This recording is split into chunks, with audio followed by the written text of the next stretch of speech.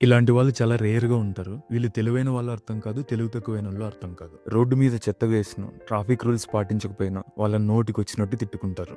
ఇలా అయితే దేశం ఎప్పుడు బాగుపడుతుందని వీళ్ళు బాధపడిపోతారు. మా ఫ్రెండ్ ఒకడు ఇలానే ఆలోచిస్తాడు. ఒకసారి గవర్నమెంట్ హాస్పిటల్‌కెళ్ళొచ్చి సిస్టమ్ ఏం సరిగా నడవడం లేదు మామ. డాక్టర్స్ సరిగా రాక, సరైన వైద్యం అందక ప్రతిరోజు చాలా మంది చనిపోతున్నారని ఒక రోజంతా బాధపడ్డాడు. దేశం అంటారు, కరప్షన్ అంటారు. జనాలకి సివిక్ సెన్స్ కూడా లేదని వీళ్ళు బాధపడిపోతారు. వీళ్ళు స్ట్రాంగ్‌గా, వీక్‌గా, సెన్సిటివ్‌గా లేక పిచ్చోళ్ళ అర్థం కాదు. ఇక వీళ్ళ పర్సనల్ లైఫ్కి వస్తే ఒక బిజినెస్, ఒక యాప్, ఒక మూమెంట్ అని ప్లాన్ చేస్తూనే ఉంటారు. రోజులు, నెలలు, సంవత్సరాలు గడిచిపోతాయి. ప్లాన్స్ మాత్రం పేపర్స్ మీదనే ఉండిపోతాయి. ఇలాంటి వాళ్ళని చూసినప్పుడు ఒకటి అనిపిస్తుంది. లైఫ్లో ఏదైనా డీప్గా ఆలోచిస్తే చివరికి మిగిలేది శూన్యం, జీరో. అందరికీ అన్ని తెలుసు. సిస్టంలో బొక్కల గురించి తెలుసు. ఏం చేస్తే దేశం బాగుపడుతుందో కూడా తెలుసు. అన్నీ తెలిసినా వాళ్ళు చేయగలిగింది ఏమీ లేదని అర్థం చేసుకొని వాళ్ళ పని వాళ్ళు చేసుకుంటూ పోతున్నారు. ఇక ఏం తెలియని వాడు కూడా హ్యాపీగా లైఫ్ ని లీడ్ చేస్తున్నాడు. కానీ అందరికంటే ఎక్కువ సఫర్ అవుతున్నది ఎవరంటే అన్ని తెలుసుకొని కానీ ఏం చేయలేక వాటి గురించి ఆలోచించకుండా ఉండలేని వారే. మనకు అవసరం లేని వాటి గురించి ఎంత తక్కువ ఆలోచిస్తే అంత మంచిది.